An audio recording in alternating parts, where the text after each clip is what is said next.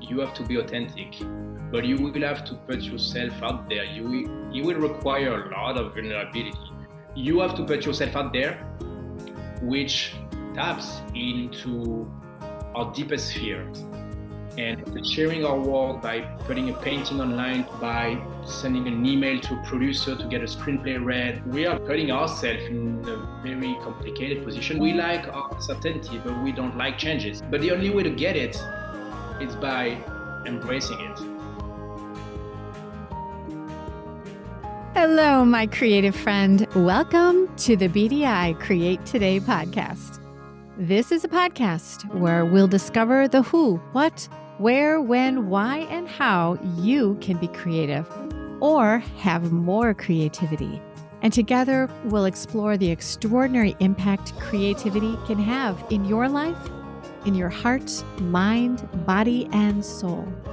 And if we haven't met yet, I am Beth Buffington, a licensed artist, digital illustration instructor, and a creative coach living just outside of the windy city of Chicago, Illinois.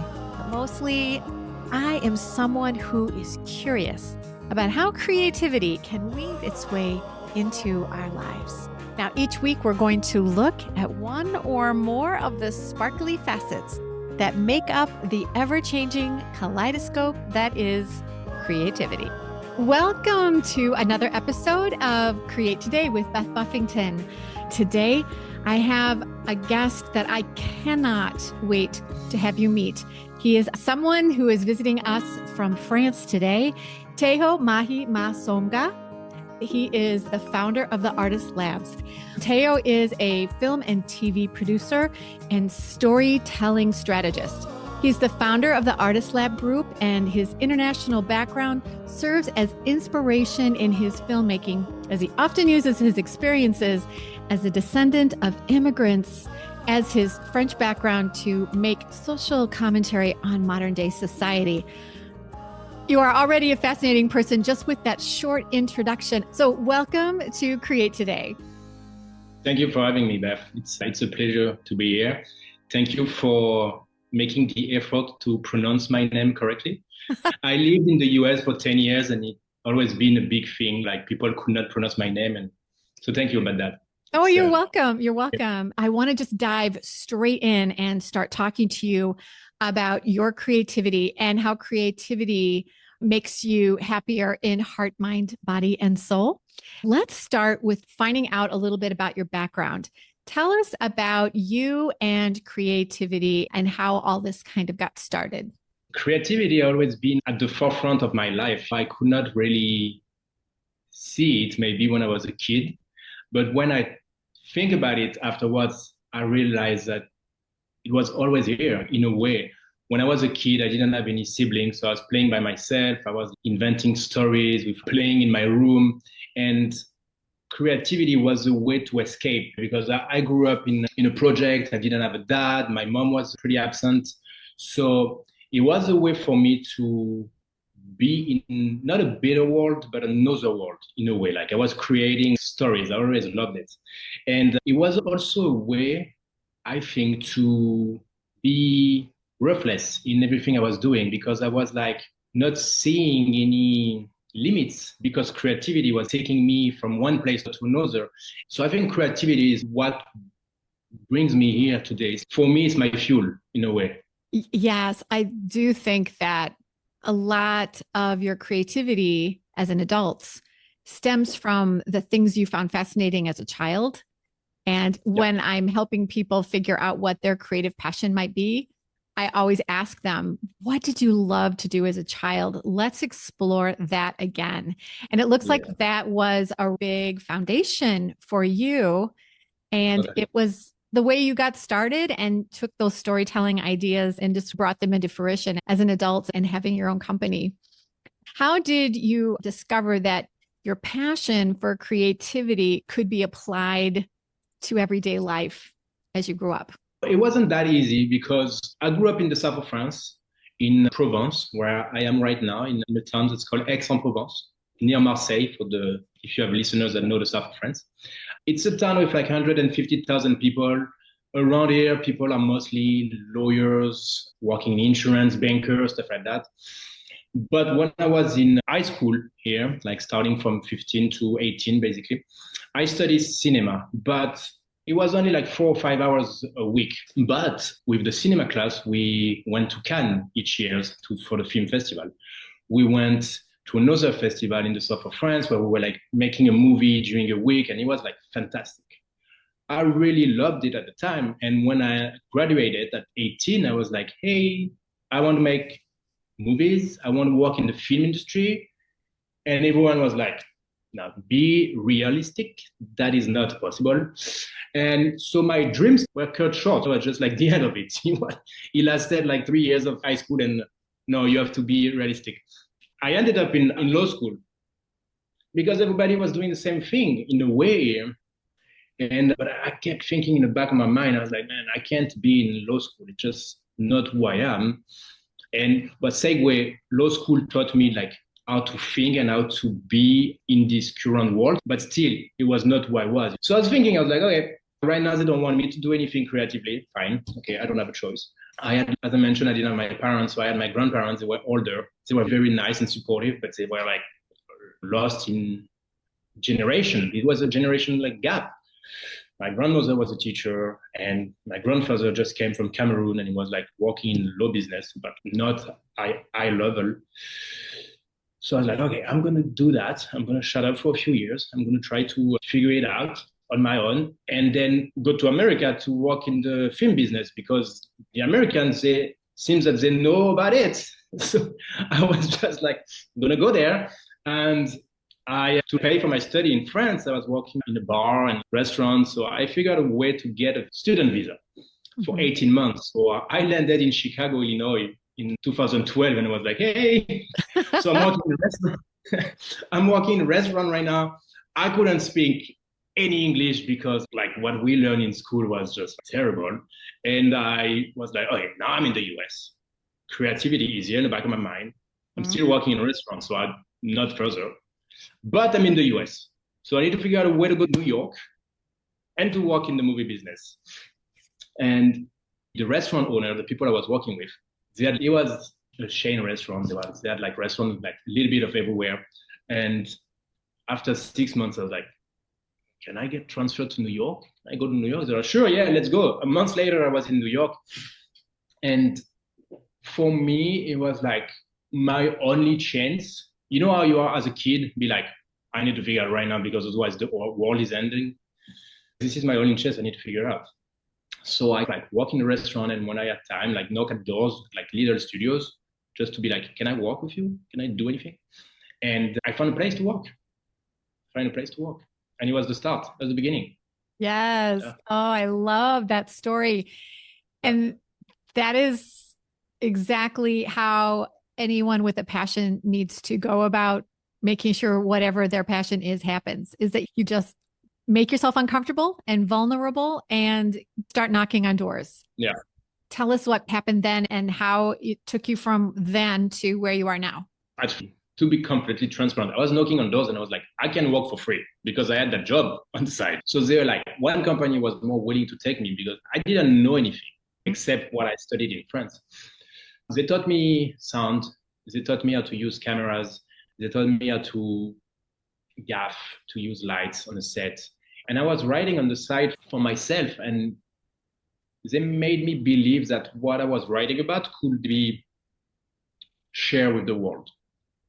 And within this little studio, we worked in a bunch of different things. We were doing like short films. We were doing documentaries for the New York Times.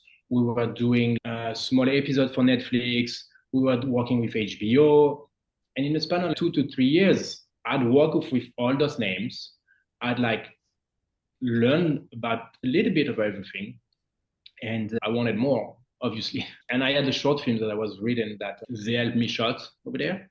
So that was good because I could use the equipment. And from one film, it was the second one.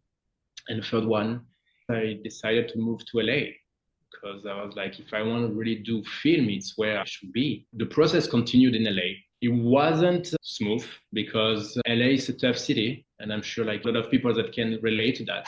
Yes. I saw so many souls just get lost over there because it's you can be stuck in your car all day, not just because of traffic, but because you are going from one meeting to another, grinding and grinding, and it's tough. I like continue to make movies and made my first feature film that we produced with four other production company over there. And for me, it was like the biggest Kickstarter in a way to just jump and scale up.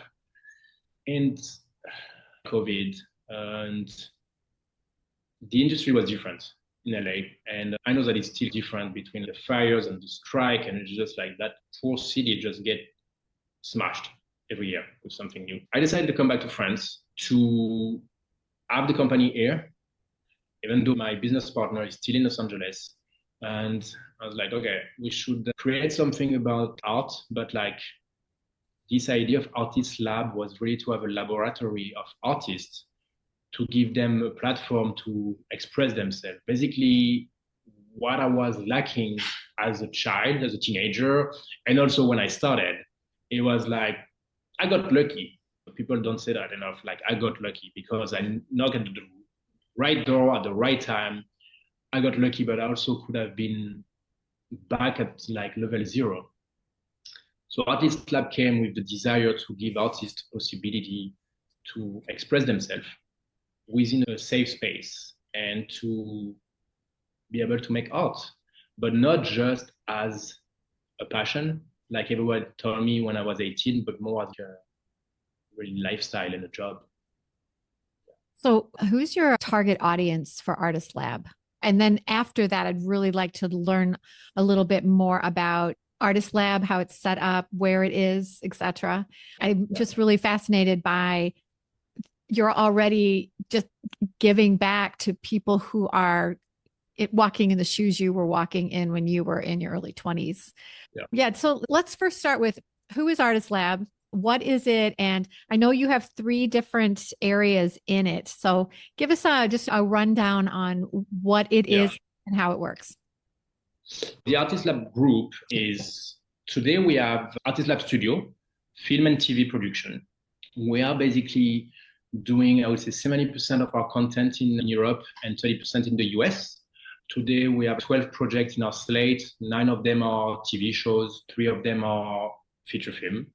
We are trying to do real life stories, but not documentaries. So it will be like a fiction based on real life or a real life event, something that resonates with our audience, something that can speak to us on our daily basis.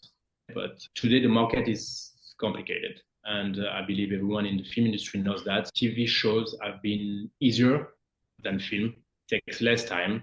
So it's why we have 3 films, but they can take 5 to 6 to 7 years when you will develop a TV show within 12 months, but we still get to do what we love. So the studio is one part. And very early on in the process, like you just mentioned, I had the desire to create what we call today a Lab Campus. It's not an actual campus yet, but we have hoped to open a campus next year. But as of today, the campus is an online formation, a workshop, masterclass, call that as you wish. And we base ourselves on the same framework as an incubator for startup. So let's say in Silicon Valley, you have incubator for different startups. We have incubator for different talents. And we welcome talents from different art. So it can be a shoe designer, a screenwriter, a painter. And what we are trying to do here is to remove the barrier and give them what everyone is lacking in a way, because the industry is so tough. It's so hard to get in. So we have a process to select 6 to 8 talents that we are working with for a year. When I was in LA, I was like seeing screenwriters with fantastic screenplays. But either they could not sell it, or either they sold it and then it was sitting on the shelf for years, or they were getting a little bit of money back, which I didn't really understand, because they are the art creator and they should be rewarded for it. So our strategy is to not take a cut We select 6 to 8, as I said. They don't have to pay anything. However, since we believe in you, we come on board with you, and you are the brand now. So we come, you can call that equity. We are part of you because you are the business now. So that's the way we frame ourselves in the campus. Yeah. So that is something that I'm really passionate about because it's for me so important. I'm going to Senegal in Africa actually on the 11th of April next week. And I have hoped to open the first campus over there because there is a desire from people on site in Dakar, to really a school for movie maker. And that'll be a first step for us. That'll be fantastic if we can generate talents from Africa because I believe they deserve it. Totally, yeah. Oh my gosh, that's so exciting. I love this idea. I've worked with some Chicago incubators, and it's exactly like you just outlined. You're coming in with your knowledge and your expertise, seeing raw talent, knowing that you know how to help that person catapult where they'd like to go faster because you've already walked in that path. You know where the mistakes are and how to get around them so they can get started quicker. And then you're there to help them reap those benefits. And that's where you get some payback, is from just the equity that you have in that talent. That's really exciting, Théo. You'll have to keep me informed on how that's going and let me know. Okay. I know you said in what you wrote to me, you had Artist Lab Group, Artist Lab Campus, and then Artist Lab Editions. Can you tell me what Editions is? Editions is publishing.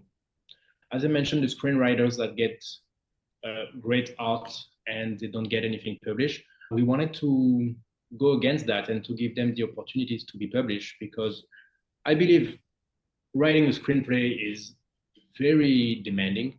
It requires a lot of vulnerability, a lot of sacrifice, as much as a book, as much as a play, but we don't see screenplays anywhere.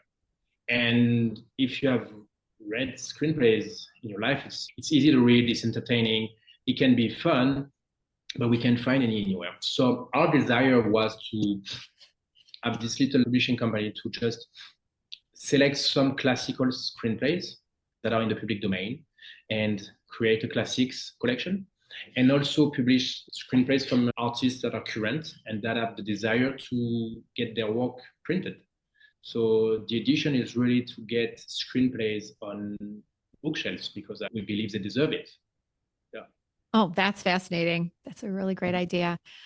So let's talk a little bit about you as a leader inside the Artist Lab. I look at all the places that you are putting your interest right now. Looks like you've got a lot of different people that must be doing work with you, for you, and you need to keep that all tied together.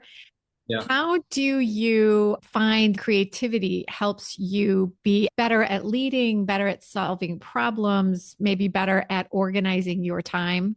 Yeah. I believe that creativity is a part of all of us. We all have creativity within us. There is all of us that is an artist in a way. I believe it's Julia Cameron that said that in The Artist Way.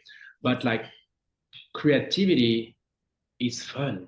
If we make it fun, it's enjoyable. It's fantastic. You don't see the time floating. You don't see the days passing. It's just you're having a great time when you have that creativity at the center of your life. Yes. And I believe it's a mindset. And it's a mindset that I have since I'm a child. And it's something that I'm trying to empower my collaborator with. The goal is just not to be bored. And we are never bored because we're having fun and we're trying, we're failing, we're trying again. And creativity, it helps you think outside of the box. There are rules and we break all of them. Mm-hmm. And creativity is a tool that in the business world today, it's undervalued. But I believe it's so important because we are living in an era where everything is about to change. My grandmother was a teacher. She went to school for 5 years. She studied, she got the diploma, and she was a teacher for 45 years. End of the story. It was great. Today, if you do that, there is a chance that by the end of your study, your job will be obsolete already. Creativity is what we have left because there are so many tools out there that's going to be not replacing us, but helping us. And we have to fuel our creativity, because I do believe that the future is like just expressing ourselves in the best possible way. I love so much about what you just said. I agree that creativity is in everyone, and looking at the world today, bringing in the changes in technology, changes in software, changes in just how mobile our technology is, and bringing in AI and how quickly we can communicate across the world. I am in Chicago and you are in France, and we are talking right now, just like you're sitting in my kitchen. So things like this were not available to your grandmother, to my mother. These are things that are going to continue to leap to new pinnacles that we can't even imagine right now. So you're right. You can't go to school for 5 years and then think that you're going to just have your job for the next 45 years. We have to be nimble. And in order to be nimble and solve problems outside of the proverbial box, creativity has to be first and foremost in everyone's life. And I've always talked about this on the podcast, that creativity is in the person that's working on spreadsheets just as much as the person who is putting paint to a canvas. There's no difference. Yeah. And also what you said about the flow of time. If you're working in a job where you sit down in the morning and before you know it, you've missed lunch and now it's time to go home, that is a job where your creativity is just blossoming.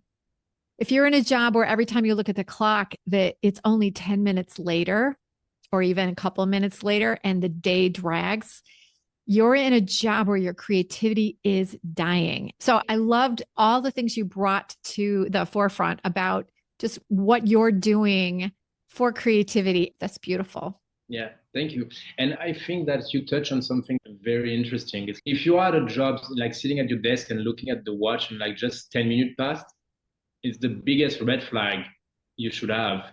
Yeah. And obviously, I'm not saying that today everybody should be doing everything they want, because I'm optimistic, but maybe not idealist.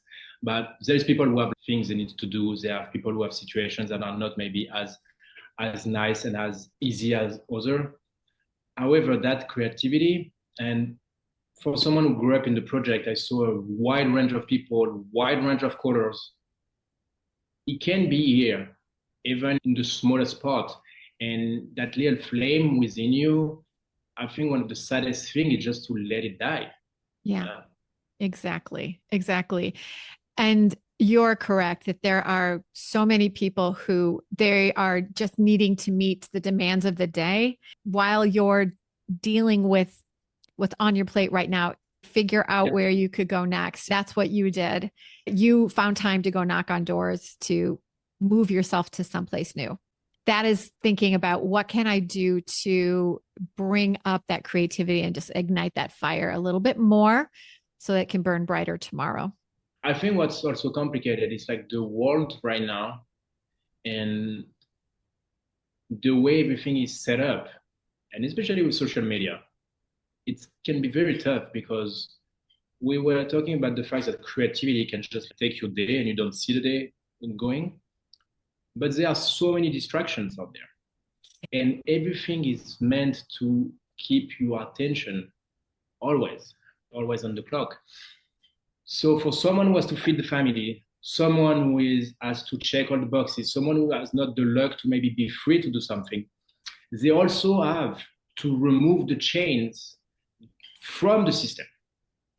And I'm not anti-system, it's not what I'm saying, but it's just that the system today, the way it's built, it's another barrier. It's even tougher, because you need to use the technology. There's no question here.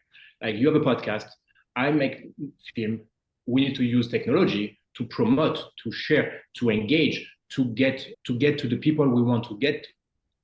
And at the same time, we need to hate those social media. We need to hate those platforms because they consume so much of our energy. So we need to put a limit on our phone. We need to shut down the computer at night do not look at blue light or whatever. And some people get sucked up. I believe that at some point the switch was like not permanent, but very present in our life. Because if you look at the history of the world, the information was passing through one person to another, word of mouth, for like centuries. Books came along, radio, TV. And at that time, we were able to process the information. It was tough, but still it was more information. TV came along, propaganda, World War II. Okay, who is saying what? Is it true, not true? Okay, we didn't really know. But still, it was one source of information, one flow of information. Then came internet, and a lot of people were scared about it, but it was fascinating because we can do what we're doing right now. We can have everything at our fingerprints. And with the social media, a lot of people can't today handle information anymore. And it's just like something switch off. It's okay, it's too much for me. I'm shutting myself down like a computer, like the computer shut down and we can't talk anymore. And I experienced that a lot when I was in the US, because I was in the US from 2012 to 2023. So 2012 was like the second term of Barack Obama, just to talk politics a second. Yeah. And 2023 was 1 year before Trump got reelected. And in 11 years, so much happened. But outside of politics, it was just like the conversation were not the same anymore. Debates were not possible anymore. And now you have people that are sitting behind their desk, they're just sucked up by something and they need to rewire their brain. And I do believe that like it is possible, because this kind of crisis of collective consciousness that we all went through, some of us went through it, some of us are in it, and some of us realize it. We have so much strength in our brain and in our soul that I believe we will go past that. But today, it's like creativity is what can take us there. Otherwise, it's so much that you don't want to deal with. It's like so much. Like you guys in the US, in Europe, it's like war there and what's going on. And it's not fun. Let's be honest about it. No, it is not fun. That is really wise words. Such wise words. Social media can either be something that you use to build your creativity, or it is something that will break your creativity down. But you've got to know that it is something that you need to handle, not to be handled by it. And being able to know the difference will help so much in the confidence you have as a human person and the happiness that you're going to find that we talk about so much on this podcast. So I know in the questionnaire that you answered for me, you had mentioned an important part of your day is just how you run your morning. And we've been talking a lot about morning rituals here on the podcast and how it actually sets up your day with the correct sort of chemicals in your brain, because when you get up and you have a morning ritual that keeps you from your telephone, from the news, from too much caffeine, it, instead of having cortisol ramp up in your brain right away when you get up, it brings in a little bit of dopamine, it keeps you calm, and it sets your day up. And when I was reading how you set your day, I thought, Théo needs to share this. Can you just tell people what you do in the morning to start your day? Yeah. But quickly, let me tell you how and when that started. And I was in New York. And in New York, I was just like walking all the time, just walk. And I had one vision, one objective, make it. But doing that, I forgot about myself. I didn't have time to work out. I didn't have time to eat properly. I didn't have any second for myself. And I just felt burnout. And one day I realized I was like 20 pounds heavier. I was like, you are in such a bad shape. But the only time I could walk for myself was in the morning, because New York City, you need to work 14 hours to get something done over there. So I started waking up earlier. That was like terrible at first. But it was the only time that I could get myself to do something for myself. Yeah. And I just kept that with me. Today I have a baby, 15 months old, and my day is just planned. When he wakes up, breakfast, etc., we go to the nursery, then I have to do the office, meetings, blah, blah, blah. So morning, I woke up at 5, and from 5 to 7, I'm just by myself. And I do everything that I want to do, basically for myself. So I start by writing about some things that are just in my mind, some things that no stress, no pressure, no whatever. It's just like a little bit of writing. And it's always very creative because it just like, make it flow. Meditation helps me a lot. So I meditate, depends like between 15 and 20 minutes. It's a way to align myself, spirit, soul, and body. I work out. I know that otherwise I will not have time to work out during the day. So it's either you do a workout now or you don't. And I read, I think reading is something that our generation is like the next generation is losing, probably the most important tool to get where you go. So I read for 1 hour. And so most of the time I feel bad about myself because I'm like, I wish I could read more. And when I've done that, it's basically I read, I wrote, I meditate, and I walked out. I was like, cool, 7 a.m. and let's go. It requires discipline. I mean, it's tough. It is tough because sometimes you have, if you go to bed late because you are invited to a dinner, you have like friends at home or anything traveling, or you feel terrible when you wake up at 5. Yeah. Not gonna lie, it's like the last thing I want to do is wake up. Yeah. And then I made a commitment with myself, and I try to keep that commitment. So sometimes I'm gonna be like 15 minutes just because the reverse sleep is so important. Yes. You can't be a dictator with yourself. You have to listen to your body. There are days like, okay, I can't do it. It's not gonna be 5, it's gonna be 6. But at least you don't feel terrible the entire day. And discipline is very important, but I don't believe in torture. Yes, right. Torture. So it's like you need to adapt. But at first, to put it in place, you have to understand that it's going to be terrible, but it's life changing. It's life changing. I love the way you've just explained that. First of all, knowing that this is important and then giving yourself the permission to have 2 hours during the day where it's all about you, what you need to do to make yourself better. We talk on the podcast so much about knowing that there's something that you need to do, but you need to give yourself permission to do that.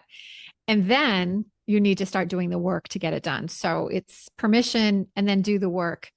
Those are really key. And then to be kind to yourself, that you're right. You need your sleep. Everyone needs to sleep. And it's become more and more apparent that's not a place where you can rob time. That we used to think, oh, we'll sleep when I'm dead. But that is not the case anymore.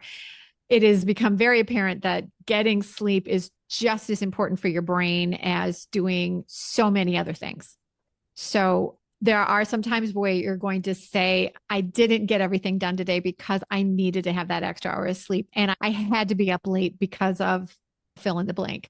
It's a balance, but if you make that commitment and you do it 6 days out of 7 or 5 days out of 7, it's a win. It's a win. I think you said it totally on point. So let's talk a little bit about your advice to other creatives who are either where you are right now or where you were when you were wanting to break into the film industry. What's your advice to give to creatives who want to do more with what they think their passion might be? There's a lot that can be said here. Yes. But I think it's like embracing your own storytelling, the stories that you are like talking about, because as we mentioned, the world is evolving right now. And to get anywhere you want to go, you have to be authentic, but you will have to put yourself out there. It will require a lot of vulnerability. You can't hide behind a brand anymore. You can't hide behind a phone. You have to put yourself out there, which taps into our deepest fears. Yeah. And sharing our work by putting a painting online to sell it, by sending an email to a producer to get a screenplay read, we are just like putting ourselves in a very complicated position because we're not used to that. Mm-hmm. We like our certainty, but we don't like changes and we don't like to be moved around. But the only way to get it is by embracing it. because I think that no one owes us anything. No one will come to save me if I'm just like sitting in my chair and be like, oh no, I don't want to talk to Beth today. I don't want to know. Okay, cool. I'm not going to talk to you, but no one will hear what I have to say. And today our biggest mistake, I would say, the biggest mistake of our generation is to think that because we are seeing something online, that's the reality. And we are afraid to be judged because people out there are so mean that we are thinking that it is the reality of our world. The truth is, even though they're mean with you, even though they're judging you, 5 minutes after that, they will forget about you. Those people don't really matter. Who matters is the people who come with genuine criticism about your work and help you move forward. And our own storytelling is what matters because we have incredible tools, but we'll have to, in a way, promote ourselves. If you want to sell a painting, you can't just sell a painting. You will have to promote the artist behind the painting. What it is your story? And what worked at some point was to copy what others were doing. And I don't think that works anymore. Like you can't just take a tomato can of Andy Warhol and be like, oh, hey, I'm doing something new, or another stencil of Banksy. I don't think that works anymore.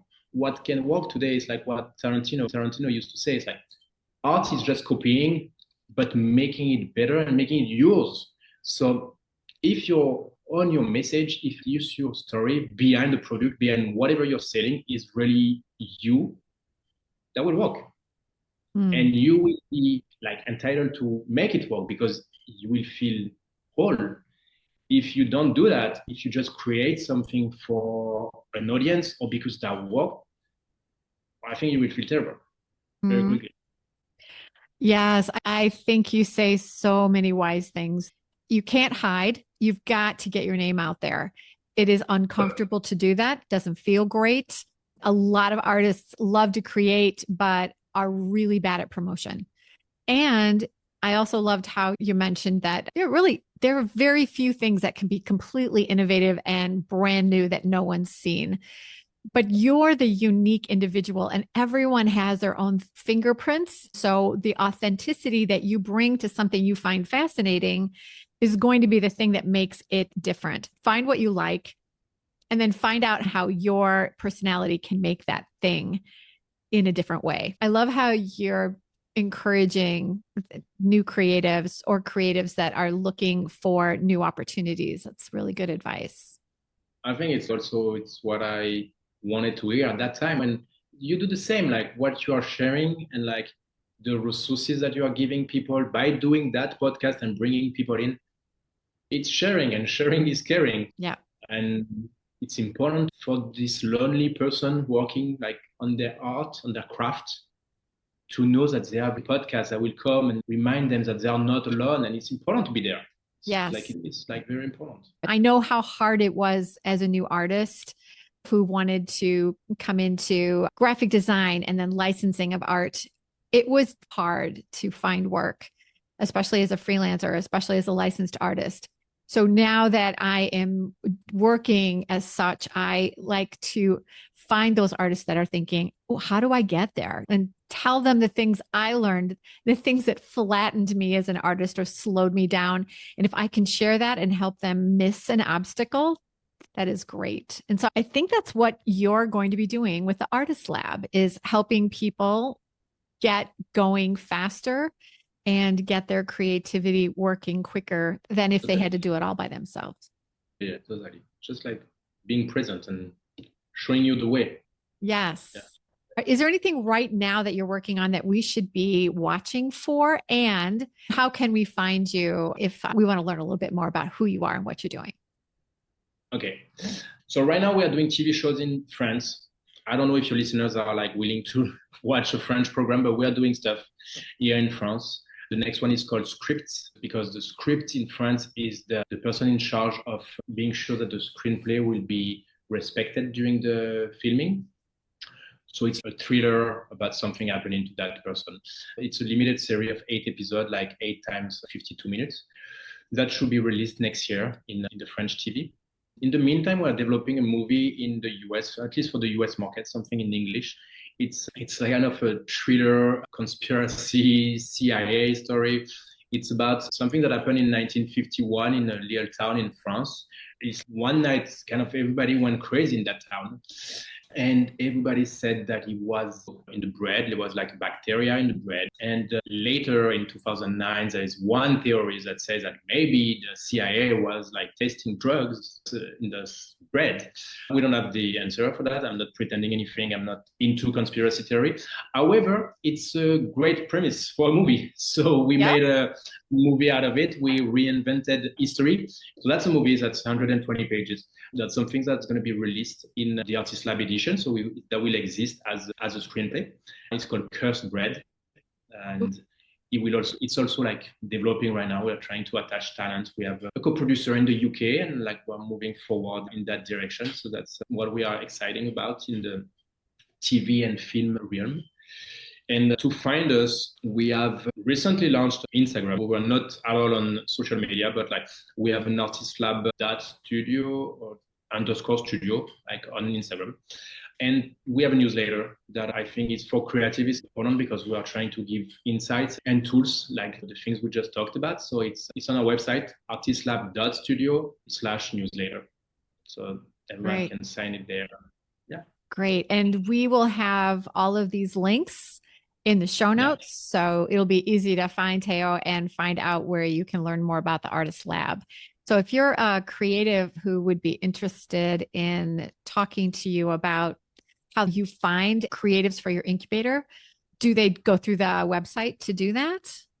Yeah, I don't have social media. They can find me on LinkedIn though. So if someone wants to send me a direct message, I always take the time to reply.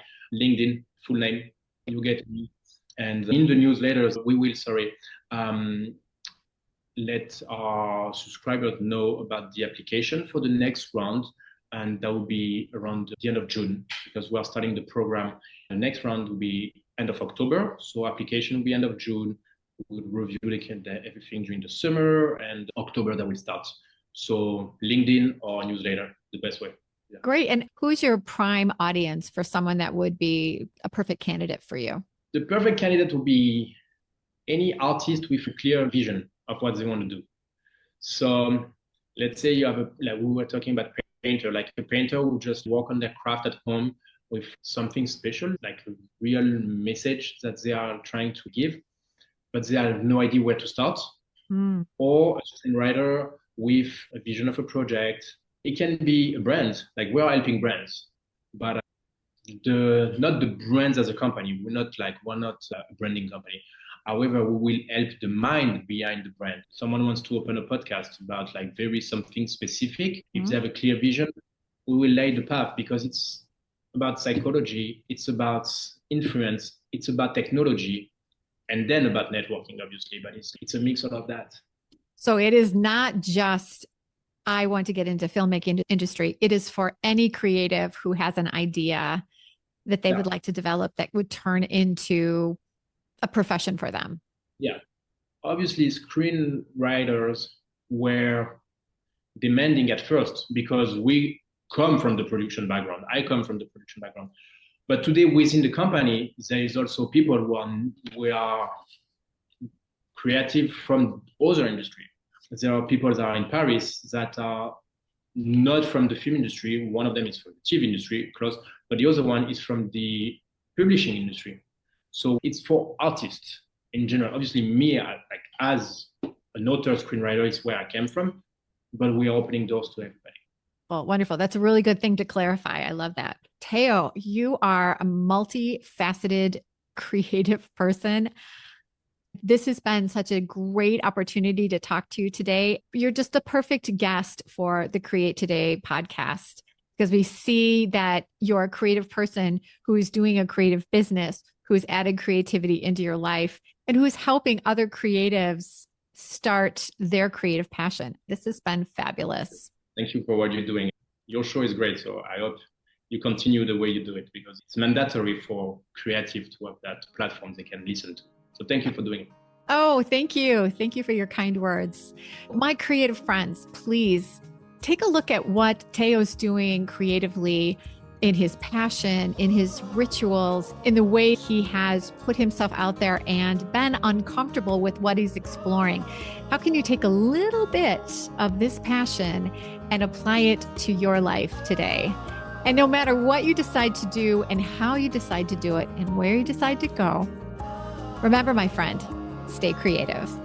Thanks for joining us today, Théo. We'll talk to you all again soon. Bye-bye. And now let's take a second to hear a word from our sponsor. And that would be me. When the world feels like a lot, like it does right now, community is a place you need to find. Let me tell you how BDI Create Today is here to provide that extra help and encourage you with your creativity through community. Sometimes creating feels a bit lonely when you are doing it all by yourself. But my friend, one of the best ways to stay inspired and to keep your creativity thriving is to be part of a creative community. It helps you stay accountable to get more done. And it's also going to bring new ideas to the table about creative inspiration and techniques and tips that you never thought to try. And this is why I created the Create Today membership. BDI Create Today, it is a safe place where creatives can come to meet and mingle with like-minded creatives, to find cheerleaders who are going to support and respect you and your creativity. Inside the Create Today membership, you get inspiration and tips and unique creative ideas to keep your creativity challenged, ignited, and alive, and still happening on a daily basis.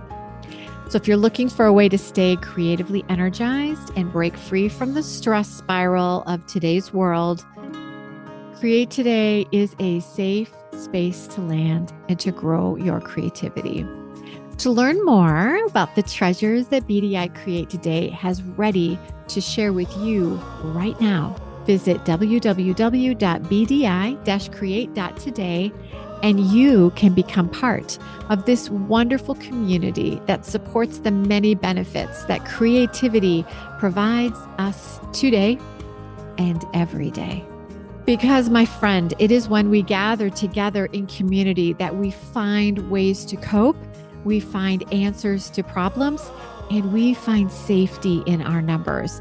And we discover that we are in this together. But most importantly, you're going to realize the power creativity has to bring goodness in your life, in heart, mind, body, and soul. I am so grateful that you are here. And if you know someone who could benefit from today's message, please share this podcast and take a peek at past episodes to find other treasures about you and your creativity that can add more strength and power to your well-being. Remember, it is important for your overall well-being for you to stay creative, my friend.